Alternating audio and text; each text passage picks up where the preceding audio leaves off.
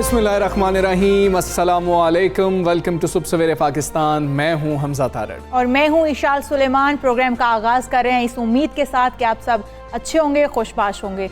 हमजा, कभी ये सुना है तुमने कि जहनी दबाव और टेंशन इंसानी सेहत के लिए अच्छी हो सकती है? अभी सुना है इशाल से। इशाल कैसे अच्छी हो सकती है? हम तो कहते हैं कि टेंशन नहीं लेनी चाहिए। मैं समझा कहने लगी थी कि हम प्रोग्राम का आगाज करते हैं इस उम्मीद के साथ आप टेंशन नहीं ले रहे होंगे, ज़हनी दबाव का शिकार नहीं होंगे। और नहीं, ऐसा नहीं है, क्योंकि मैं अब आपको ये कहूँगी कि आपको हल्की फुल्की टेंशन लेनी चाहिए, ज़हनी दबाव थोड़ा बहुत होना चाहिए, क्योंकि ये एक तहकीक कहती है, नई तहकीक है, जिसके मुताबिक ये बताया जा रहा है कि हम अमूमी तौर पे यही कहते हैं सबको, यार टेंशन मत लेना, परेशान मत होना, हाँ इजी रहो, ज़हनी दबाव मत लो। लेकिन अब तहकीक के मुताबिक ज़हनी दबाव और परेशानी, थोड़ी सी टेंशन आपको होनी चाहिए। इससे आपके खुलियात ज़्यादा अच्छे से परफॉर्म करते हैं, आपके लिए ये बेहतर है, आपकी परफॉर्मेंस अच्छी हो जाती है। अच्छा जी, जिस रिसर्च का ये जिक्र कर रही हैं, ये इशाल ने मेरे से शेयर की। पहले तो मुझे यकीन ही नहीं आया। मैंने कहा पहले मुझे पढ़ाओ, किधर से तुम पढ़ रही हो। फिर मैंने पढ़ा उसको, और उसमें यही लिखा हुआ है कि जो लोग बिल्कुल टेंशन नहीं लेते, उनका दिमाग जो है ना वो कम काम करना शुरू कर देता है, और उनका दिमाग इतना अच्छे तरीके से काम नहीं करता। तो दिमाग का थोड़ा सा इस्तेमाल किया करें, थोड़ी सी परेशानी ले लिया करें, और थोड़ी सी परेशानी लेने से, जिम्मेदारी उठाने से, अगर इसको इस तरह से हम कर लें कि थोड़ी सी जिम्मेदारी उठाएं, आपका दिमाग भी बेहतर काम करेगा, आप भी बेहतर काम करेंगे। तो थोड़ी बहुत टेंशन उसी शख्स को होगी जो थोड़ी सी जिम्मेदारी उठा रहा होगा, जो बिल्कुल केयर फ्री होगा, जिसपे कोई जिम्मेदारी नहीं है। फिर आहिस्ता आहिस्ता उसका दिमाग ज्यादा खुश रहना भी जो है ना आपको आलसी जिसे कहते हैं कि वो बना देता है, ज्यादा लेजी कर देता है। तो इसका मतलब ये है कि थोड़ा बहुत ये होना चाहिए आपकी, थोड़ा बहुत होना चाहिए, ज्यादा टेंशन लेकिन फिर भी नहीं लेनी चाहिए। यही है ना वो रिसर्च। बिल्कुल बिल्कुल यही है। ऐसा ना हो कि सब टेंशन लेना शुरू कर दें, थोड़ी बहुत टेंशन और स्ट्रेस लेनी चाहिए, थोड़ी बहुत लेनी चाहिए। और ये बिल्कुल सब्जेक्टिव सी चीज है कि थोड़ा बहुत कितना होना चाहिए, लेकिन थोड़ी बहुत टेंशन होती है हर शख्स को, इसको बिल्कुल नॉर्मल लेते हैं। छोटे झटके लगते रहने चाहिए परेशानी के। चले हम मजीद झटके नहीं लगाते, हम टॉप स्टोरीज पर नजर डालते हैं। अपोजिशन इत्तेहाद हुकूमत गिराते गिराते खुद फूट का शिकार। पीपल्स पार्टी और नून लीग के दरमियान इख्तलाफात की खलीज गहरी होने लगी। हमारी रगों में सेलेक्टेड होना शामिल नहीं, लाहौर का एक खानदान ऐसा करता रहा है। बिलावल भुट्टो का मरियम नवाज की ट्वीट पर सख्त जवाब। नून लीग की नायब सदर ने कहा था सेलेक्टेड को परेशान होना चाहिए, उसका मुतबादिल तलाश कर लिया गया है। कोरोना वैक्सीन लगवाना जायज़ है, रोज़े की हालत में भी वैक्सीन लगवाई जा सकती है। दारुल इफ्ता पाकिस्तान का फतवा जारी। शरीयत ने खुद को तकलीफ से बचने और दूसरों को बचाने का हुक्म दिया है। मौलाना ताहिर अशरफी कहते हैं तमाम उलमा का इत्तफाक है कि हर शख्स कोरोना वैक्सीन लगवाए।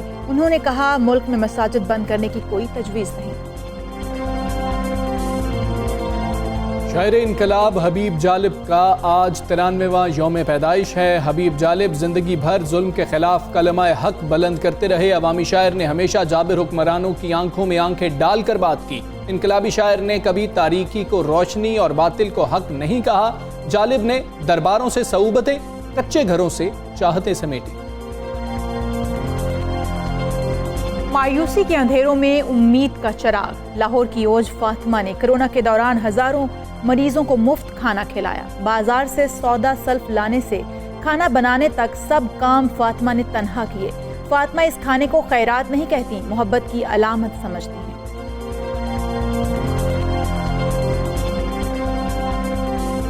जी, तो टॉप स्टोरीज आपने जानी है। सबसे पहले अहम नुक्ते की बात करेंगे, अहम सवाल की बात करेंगे जो लोगों के दिमाग में है। क्या ये वैक्सीन लगवाना हलाल भी है या नहीं है, कहीं हराम तो नहीं है? इस तरह के क्वेश्चंस आ रहे हैं, लोग सवाल उठा रहे हैं। और हमजा इससे पहले सवालात डिफरेंट थे लोगों के, हमने उनके जवाबात लोगों को दिए। अब लोगों के जो तहफ़्फ़ुज़ात हैं वो दूसरी तरफ चल पड़े हैं। पहले थे कि इससे कोई बीमारी तो नहीं लगती, ये सेफ वैक्सीन है या नहीं, और अब हलाल और हराम की हम लोग चक्कर में पड़ चुके हैं। तो कोरोना वायरस को मजाक समझने वाले पाकिस्तानी इस वबा से बचाव की वैक्सीन पर भी शुकूक व शुबहात का शिकार हैं। किसी को वैक्सीन से किसी नई बीमारी का शिकार होने का खदशा है, तो कोई इसके हलाल या हराम होने के वहमों में इस वक्त पड़ चुका अच्छा, है। ये बिल्कुल ठीक है, क्वेश्चंस उठाना बिल्कुल दुरुस्त बात है, उसको एड्रेस करना चाहिए और फिर ऐसे लोगों से राय लेनी चाहिए कि जिन पर लोगों का भरोसा हो कि ये बात दुरुस्त होगी। और ऐसे में दारुल इफ्ता पाकिस्तान ने फतवा जारी करते हुए कहा है कि कोरोना वैक्सीन लगवाने बिल्कुल जायज़ है, ये आप लगवा सकते हैं। और ये भी कहा है कि कोरोना की वबा से बचने के लिए वैक्सीन वक्त और हालात की ज़रूरत है और ज़रूरत के मुताबिक वैक्सीन लगवानी चाहिए। बिल्कुल। और उन्होंने ये भी कहा कि शरीयत के मुताबिक खुद को तकलीफ से बचने और दूसरों को तकलीफ से बचाने का हुक्म है। फतवे के मुताबिक ये भी उन्होंने बताया कि रोजे की हालत में भी आप वैक्सीन लगवा सकते हैं। देखिए ना, रमज़ान आने वाला है और वैक्सीन जो लग रही है, वैक्सीनेशन का अमल इस वक्त जारी है। और फिर ये होगा कि अभी देखें शाम 8 बजे तक वैक्सीन लगती है, रमज़ान के अंदर लोगों को जाना पड़ेगा। तो ये भी एक बहुत ही वैलिड क्वेश्चन था कि रोज़े की हालत में हम वैक्सीन लगवा भी सकते हैं, नहीं लगवा सकते। उस हवाले से भी हमें जवाब मिल गया कि लगवाई जा सकती है। वज़ीर आज़म के नुमाइंदा खुसूसी मौलाना ताहिर अशरफी ने अपने बयान में कहा है कि कोरोना वैक्सीन हर फर्द को लगवानी चाहिए, ये शरअन बिल्कुल जायज़ है। उन्होंने मजीद ये कहा है कि तमाम उलमा का इस बात पर इत्तेफाक है कि हर शख्स कोरोना वैक्सीन को लगवाए। बिल्कुल। और मौलाना ताहिर अशरफी ने यह भी कहा है कि पाकिस्तान में मसाजिद बंद नहीं होंगी, इस हवाले से कोई वो इतलात नहीं है। जब सारी दुनिया में बंद हुई, मसाजिद बंद करने की कोई तजवीज़ जो है वो तब भी नहीं थी और अब भी नहीं है। लेकिन बात फिर वहीं पर, हमारा टॉपिक जो है वो वही है कि हम लोग इस बात के ऊपर जो तहफ़्फ़ुज़ात हैं हमारे जो मौलाना हैं, मुफ्ती हजरात हैं, उन सब ने इस पर इत्तफाक कर लिया है कि ये लगवाई जा सकती है। हाँ जी, इसी हवाले से हम बात करेंगे। वज़ीर आज़म के नुमाइंदा खुसूसन ताहिर अशरफी साहब हमारे साथ मौजूद हैं। ताहिर अशरफी साहब, अस्सलाम वालेकुम। सर, अवाम कोरोना वैक्सीन के हवाले से कश्मकश में मुब्तला हैं, आप हमें बताइएगा क्या कोरोना वैक्सीन लगवाना जायज़ है? हमने लोगों के साथ शेयर किया, आप प्लीज़ उनको बताइए। बिस्मिल्लाहिर्रहमानिर्रहीम, अल्हम्दुलिल्लाहि रब्बिल आलमीन, वस्सलातु वस्सलामु अला खातिमिल मुरसलीन व अला आलिहि व अस्हाबिहि अजमईन। बिल्कुल कोरोना वैक्सीन लगाना जायज़ है और हर फर्द को कोरोना वैक्सीन लगानी चाहिए। हुकूमत तो अपने तौर पर इंतजामात कर रही है, लेकिन अगर कोई अफराद खुद भी लगवा सकते हों तो उनको लगवानी चाहिए। मुखय्यर हज़रात जो हैं उन पर लाजिम है कि वो गुराबा और जो मुस्तहिकीन हैं उनकी मदद करें और उनके लिए जो है वैक्सीन लेके, बिलखुसूस जो बड़े इदारों वाले हैं वो अपने मुलाज़िमीन को लगवाएं। और इसी तरह ज़कात के पैसे से भी कोरोना जो वैक्सीन है वो लगाई जा सकती है, लेकिन उसके लिए शर्त है कि जिनको लगाई जाए वो ज़कात के मुस्तहिक हों। सही। मौलाना साहब, ये तो बात हो गई कि ये लगवाना ज़रूरी है। अब दूसरी तरफ आते हैं कि रोज़े की हालत में कोरोना वैक्सीन लगवाने का क्या हुक्म है?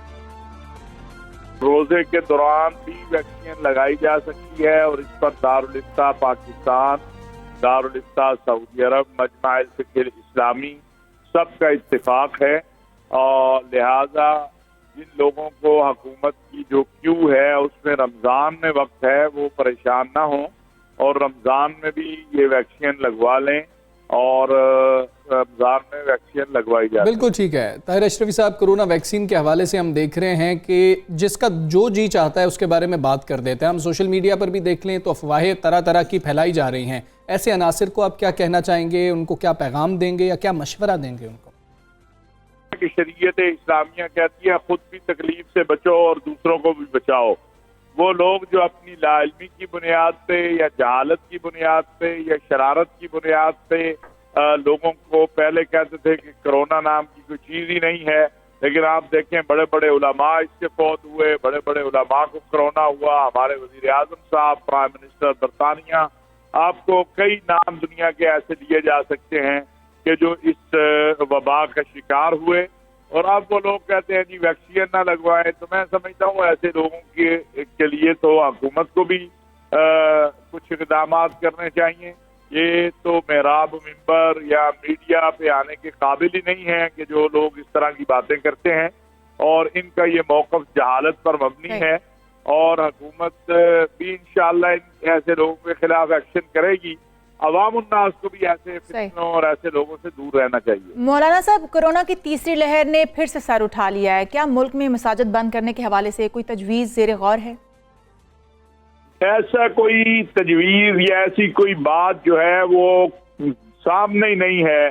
और मुझे बड़ा अफसोस से ये बात कहना पड़ता है कि जो लोग इस तरह के प्रोपेगेंडे करते हैं उनको शर्म आनी चाहिए।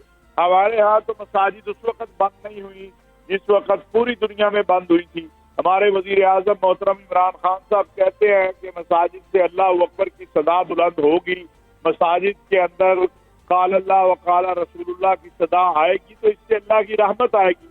और इसीलिए पाकिस्तान बचा है। दुनिया का जो हाल हुआ है कोरोना के हवाले से वो हमारे सामने है, लेकिन अल्हम्दुलिल्लाह हम इसीलिए महफूज रहे कि हमारे यहाँ अल्लाह के घरों से अल्लाह अकबर की सदा बुलंद होती रही है। हम अल्लाह के सामने असल खालिक व मालिक तो अल्लाह है, उस अल्लाह ने ही शिफा देनी है। आप देखें पूरी दुनिया आजिज आ गई है इस वबा के सामने, तो ना इस तरह की कोई तजवीज ज़ेरे गौर है और ना ही इस तरह का कोई हुकूमत फैसला कर रही है। मैं आपको यकीन दिलाता हूँ कि इंशाअल्लाह सुम्मा इंशाअल्लाह रमजानुल मुबारक में तरावी भी होंगी, मसाजिद भी आबाद होंगी, कुरान करीम तिलावत भी होगी, ईद भी होगी। हाँ, एहतियाती तदाबीर जो है वो जरूर इख्तियार करनी चाहिए और उसके लिए हम जो है वो उलमा भी अपील कर रहे हैं और हुकूमत भी अपील कर रही है। तमाम लोगों को एहतियाती तदाबीर पे अमल करना चाहिए। और ये जो एक बात हमारे यहाँ है कि फुला नहीं अमल करता तो मैं क्या करूँ, आप अपने अमाल के जवाबदेह हैं, आप दूसरों के जवाबदेह नहीं हैं। लिहाजा इस चीज को भी मत देखें और इंशाअल्लाह मस्जिदें अफ्तारी भी होगी, सहरी भी होगी, तरावी भी होंगी, नमाजें भी होंगी, लेकिन एहतियात के साथ और एहतियाती तदाबीर के साथ। और इसी में मैं ये भी कहना चाहता हूँ कि बाज़ लोग जो एहतियाती तदाबीर में थोड़ा नमाजियों के दरमियान फासले की बात है, इसके बारे में शकूक व शुबहात पैदा करते हैं, तो उनके लिए भी ये बात कहना चाहता हूँ कि जब शरीयत इस्लामिया ने इजाजत दी है तो फिर आपको वहम में या किसी किस्म की जो है वो परेशानी में मुब्तला होने की बिल्कुल ठीक है। अल्लामा ताहिर अशरफी साहब सुबह सवेरे पाकिस्तान से आप बात कर रहे थे, आपका बहुत शुक्रिया। बहुत अहम मामलात हैं कि आप मसाजिद में जाएंगे, मसाजिद में इंशाअल्लाह तरावी आप पढ़ सकेंगे, अदा कर सकेंगे। आप वहाँ पर रमज़ानुल मुबारक की जो तमाम आप उधर इबादत हैं वो कर सकेंगे, लेकिन साथ ही अल्लामा साहब ने हमें ये भी बताया कि हमने वहाँ पर भी SOPs का खास ख्याल रखना है और हम ये चाहते हैं कि मसाजिद खुली रहें, अल्लाह का घर कभी भी बंद ना हो और हमें ऐसा ना हो कि वहाँ पर हम ना जा सकें। इसलिए हमें क्या करना है, हमें सिर्फ एहतियात करनी है ताकि हम रमज़ानुल मुबारक की ये जो तमाम बरकतें हैं इनको समेट सकें। और रमज़ानुल मुबारक जैसे ही आता है ना तो एक अलग सी रक़त सतारी हो जाता है या एक खुशी जो हर मुसलमान का महसूस करता है, फ़ज़ा बदल जाती है और हर तरफ ऐसे रौनकें सी महसूस होती हैं कि रमज़ान आ गया। और हम लोग उम्मीद करते हैं इंशाअल्लाह इस रमज़ानुल मुबारक में तमाम रौनकें वैसे ही बहाल होंगी। हम इस कोरोना को मतलब किसी न किसी हद तक हम वैसे ही मात दे चुके हैं और यकीनन मुकम्मल तौर पर मात देकर इस रमज़ानुल मुबारक को मनाएंगे। और कैसे मात देंगे, हम एहतियात से मात देंगे और ख़ुद को वैक्सीन लगवा कर मात देंगे। और अभी आगे बढ़ेंगे और यौम पाकिस्तान के हवाले से आपको ये बताते हैं कि टोटल 184 सिविल अवार्ड जो हैं वो दिए गए हैं, जिसमें मौलाना तारिक जमील भी शामिल हैं, उनको भी दिया गया है। और मुल्क की 27 नामवर शख्सियत ऐसी हैं जिनको तमगा सितारा इम्तियाज से नवाजा गया है। ऐसा ही है।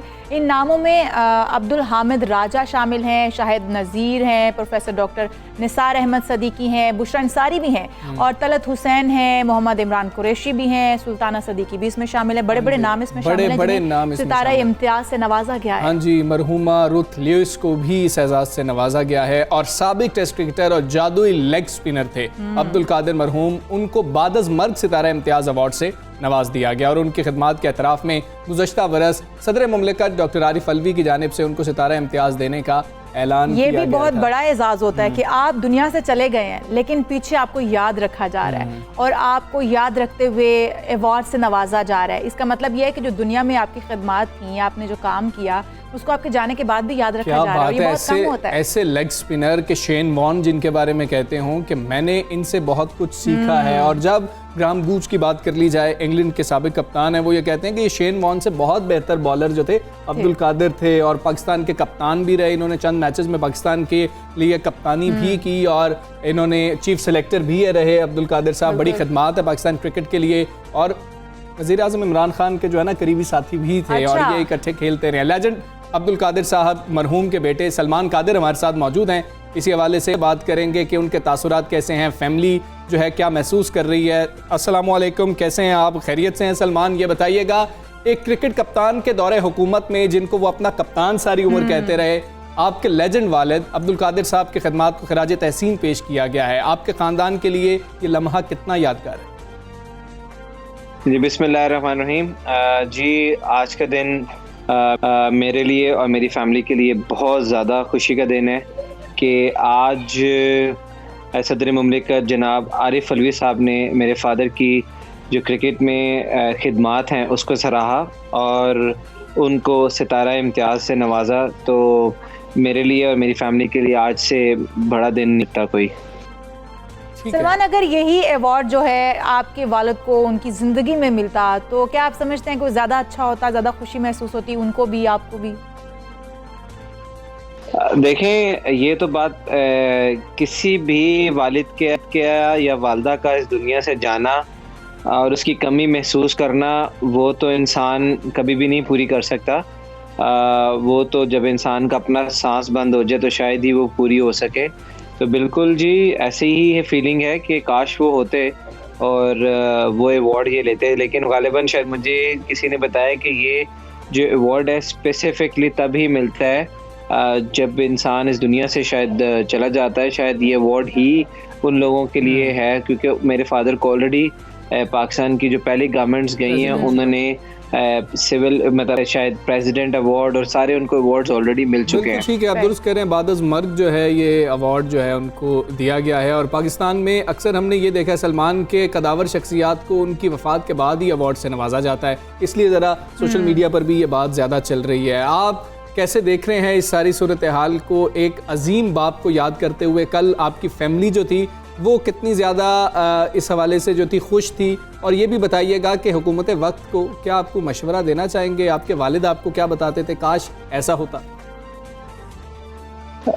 देखें, मेरे फादर के लिए कभी भी ये चीज़ें मायने नहीं रखी, कोई अवार्ड मायने नहीं रखा उनके लिए। उनको कभी भी अपनी इज्जत शोहरत का वो बहुत ज़्यादा ना कभी उन्होंने गरूर किया, ना उसके ऊपर कभी ऐसी उन्होंने फीलिंग हमारे सामने आने दी। वो एक नहायत ही आजिज़ आदमी थे। मेरा ख्याल है कि मैंने उन जैसा, ये नहीं कि मेरे फादर हैं, उन जैसा ना क्रिकेटर देखा है ना उन जैसा इंसान देखा है जो इतना बाअखलाक हो। बिल्कुल ठीक है, सलमान कादिर हमारे साथ मौजूद थे, बहुत शुक्रिया आपका। और बहुत ही प्राउड मोमेंट है पूरी फैमिली के लिए। और जो है पूरी फैमिली बड़ी खुश थी। उस्मान कादिर पाकिस्तान की तरफ से जो खेल भी रहे हैं और बिल्कुल अब्दुल, ऐसे ही लगता है कि अब्दुल कादिर जो है वो बॉलिंग कर रहे हैं, वैसा अंदाज है, बड़ी अच्छी बेहतरीन बॉलिंग कर रहे हैं। वो भी खासे खुश थे, उन्होंने भी अपना पैगाम जो है वो इस हवाले से जारी किया था। अच्छा इशाल, कुछ क्रिकेटर्स होते हैं जो पूरी दुनिया को याद रह जाते हैं, कुछ होते हैं जो सिर्फ आपके वतन को याद रहते हैं, कुछ होते हैं जो पूरी दुनिया को याद रह जाते हैं। और ये अब्दुल कादिर साहब उन्हीं लोगों में हाँ बिल्कुल शुमार होता है जिनको पूरी दुनिया आज भी लेजेंड के तौर पर जानती है। अच्छा, उनकी कुछ अच्छी परफॉर्मेंसेस जो हैं अब्दुल कादिर साहब की, अगर हम उनको याद करें तो वो बैटिंग में भी, हम उनको एज ना बॉलर जानते हैं, लेकिन एज अ बैटिंग उन्होंने, बैट्समैन भी बड़ी अच्छी उन्होंने बैटिंग की और उसकी वजह से उनको man of the match awards भी मिलते रहे। और वज़ीर आज़म इमरान खान साहब जो हैं जब कप्तान थे तो सिलेक्शन के प्रोसेस के अंदर भी अब्दुल कादिर साहब एक वाक़या खुद ही बयान करते हैं कि मैं कैसे मैंने कहा इमरान खान को कि जी कि आप मेरी बॉलिंग ज़रा फेस तो करें, फिर मुझे आप रखें टीम के अंदर। तो वो कुछ वाक़यात ऐसे हैं। खैर आगे बढ़ेंगे और बात करेंगे मुल्क की सियासत की। वज़ीर आज़म इमरान खान साहब का जिक्र हो रहा था, तो अल्लाह उनको जो है सेहत कामिला अता करे। वो कोरोना वायरस में का शिकार हो गए थे। अब पीडीएम में शामिल दो बड़ी जमातें जो हैं उनके दरमियान इख्तलाफात की खलीज हर गुजरते दिन के साथ गहरी होती हुई नजर आ रही है। यही सब जो है वो सोच रहे थे और इसी के अंदाजे लगाए जा रहे थे। कयास सराइयाँ भी यही कहती थीं कि ऐसा ही कुछ होने वाला है। पीपल्स पार्टी और मुस्लिम लीग के दरमियान लफ्जी जंग में शिद्दत आ रही है और इस सूरत हाल में सबसे ज़्यादा जो मुतमईन नज़र आती है वो तहरीक इंसाफ ही नज़र आ रही है, क्योंकि हुकूमत जो है वो अब मुतमईन हो गई है कि भाई ये आपस में फूट पड़ चुकी है। आपस में जब लड़ाई शुरू हो जाए तो फिर दूसरी पार्टी जो वो इससे फ़ायदा ही उठाती है। वो कहते हैं मार्च में तो मार्च नहीं होने वाला ना, इसलिए वो पुरसुकून है। चंद रोज़ कबल मरियम नवाज साहिबा ने ट्वीट किया था कि सिलेक्टेड को परेशान हो जाना चाहिए क्योंकि उनका मुतबादिल तलाश कर लिया गया है और कुछ खामोशी रही थी, जवाब उस तरीके से नहीं आया था। लेकिन उसके बाद पीपल्स पार्टी के चेयरमैन बिलावल भुट्टो जरदारी साहब जो हैं उन्होंने खामोशी तोड़ी और उन्होंने इल्ज़ाम आयद किया कि हम सिलेक्ट होने के लिए तैयार हैं, हम पे ये इल्ज़ाम लगाया जा रहा है। और मैं उनसे ये कहता हूँ कि हमारी रगों में सिलेक्टेड होना शामिल नहीं है। और उन्होंने साथ ही साथ ये भी कहा है कि ये लाहौर के खानदान का वतीरा रहा है। और उन्होंने ये भी कहा कि नून लीग की नायब सदर पर बात करना होती तो मैं अपनी पार्टी के नायब सदर को कहता कि तुम बात करो। और साथ ही साथ मंसूरा में अमीर जमात इस्लामी सिराजुल हक से भी मुलाकात के बाद प्रेस कॉन्फ्रेंस की है जरदारी साहब ने, बिलावल भुट्टो जरदारी साहब ने, बिल्कुल ऐसे ही है। और फिर उसके बाद क्या हुआ, ऐसे ही हुआ इशाल। देखें एक सेनेट का वोट था जमात इस्लामी का, उन्होंने सेनेट जो है वो नहीं डाला किसी भी पार्टी को, और फिर जब उन्होंने वो वोट डालना था नेशनल असेंबली के अंदर तो वहां पर भी उन्होंने वोट किसी को नहीं डाला था। लेकिन ये मुलाकात हुई है, शायद अपोजिशन लीडर के हवाले से भी कुछ मुलाकात हो रही होगी। और हैरत ये है कि लॉन्ग मार्च के लिए की शर्त जो है वो रखी गई, इसके ऊपर पीपल्स पार्टी को हैरत है। लेकिन मौलाना फजलुर रहमान साहब भी इस पूरी सूरत हाल के ऊपर यही कहते हैं कि ये तो सब कुछ पहले तय हो चुका था। बिल्कुल ऐसा ही है। सियासी सूरत हाल पर भी बात करते हैं, लेकिन मेरे ख्याल में हम कुछ कमालिया के हवाले से एक रिपोर्ट है वो दिखाते हैं लोगों को। खद्दर के हवाले से कमालिया की बात हो और खद्दर की बात ना हो, ये तो पॉसिबल ही नहीं है। लिबास जो है वो इंसान की शख्सियत का आईनादार होता है, और कमालिया में खड्डियों पर हाथ से तैयार होने वाली खद्दर इस हवाले से मुल्क भर में बहुत ज्यादा मशहूर है। अगर आपका कमालिया का कोई दोस्त है तो आप उससे सिर्फ एक ही चीज कहते हैं कि जी कि आप हमें वो ला दें, और वो बेचारा शायद तंग ही रहता है। अच्छा, मैंने सुना ये ज्यादा महंगी भी होती है, कॉस्टली है काफी। अच्छा, ये हम जानते हैं ना, इसीलिए तो खुसूसी रिपोर्ट तैयार की गई है कि ये कैसे बनती है और क्या होता है। टोबा टेक्सिंग से ये रिपोर्ट तैयार की गई है। नजीर रहमान जो है वो हमें रिपोर्ट करें।